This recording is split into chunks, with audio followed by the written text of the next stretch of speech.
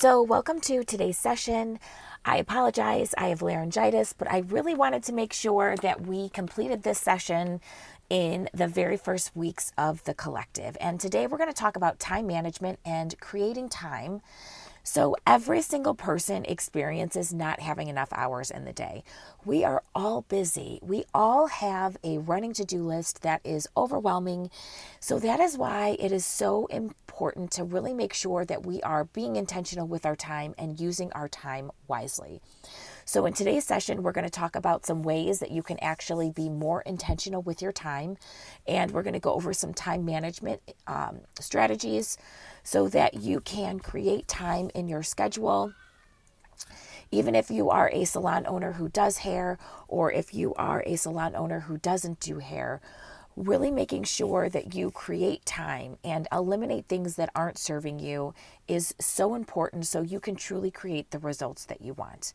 So first and foremost, I recommend getting organized. I recommend in the beginning of your week, every Monday, scheduling out 30 minutes to really look at your schedule and really place time blocks in your schedule to be intentional with what you're going to do for the week to really create results that you want.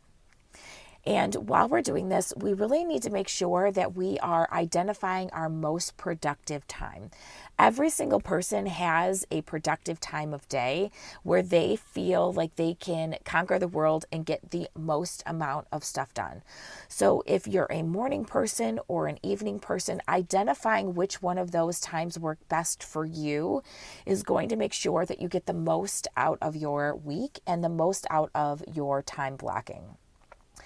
So really identifying which time is best for you and then putting time blocks in to coincide with what needs to get done that week.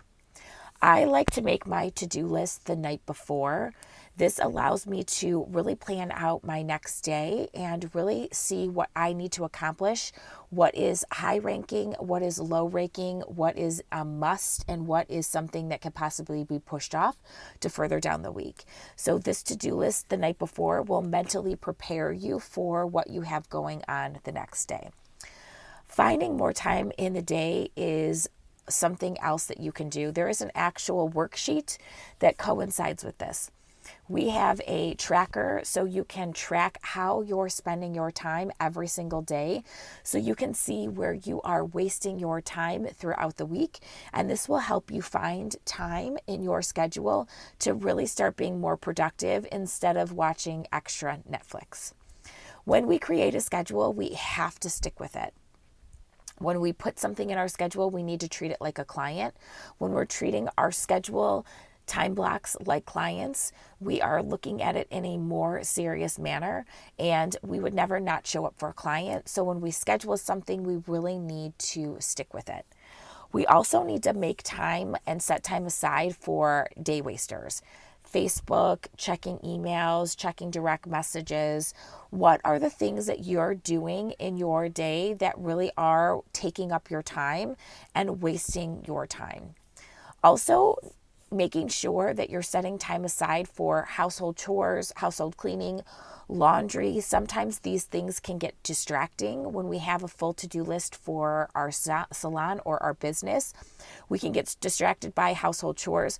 I highly recommend it if you can, hiring somebody to come and clean your house once a week or bi-weekly to kind of take this load off of your schedule so that you can free up time to do things that really do produce revenue for you or really do produce growth for you. But setting time aside every morning to really, I would say 15 to 30 minutes to straighten up the house before you get your day started is something I do so that I feel together and I feel like I've actually accomplished something. And when I'm actually walking around the house or coming home or waking up in the morning, you can do this in the beginning of your day, you can do this at the end of the night, that the household chores aren't distracting and you're not going to distract and do busy work when you really need to focus on things that are going to grow your business. So learning to say no is another thing.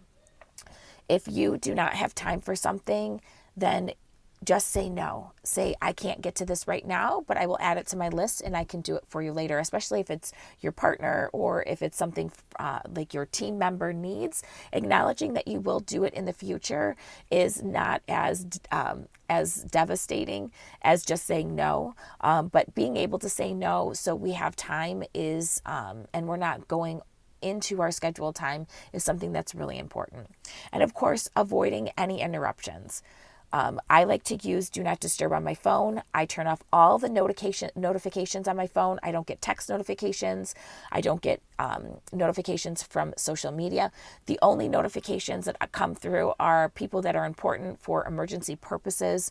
So this is something that has really helped me. Turning off the notifications on my phone has allowed me to schedule time out when I open up certain apps and I look at things so that I'm intentional with my time.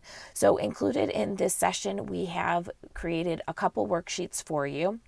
We have created a time calculator or time tracker.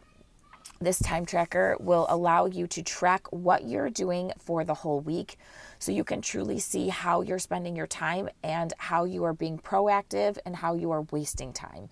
So for the next week, I want you to really be intentional with this time tracker and truly fill in how you're spending your time.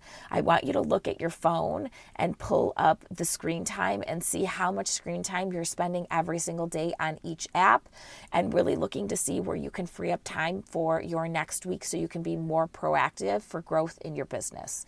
Next, I want you to look at the Be Intentional sheet. And being intentional is very important. So we want to look at what services we're doing in the salon, the number of years we're doing the service, how many hours a week are we spending on this activity or service, how much revenue is it bringing in for us, what's the stress level, what's the joy level, and what is the future potential for this to grow your business.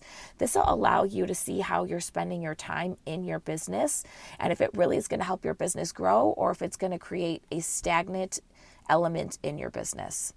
And then last but not least is the Elevate to Delegate sheet.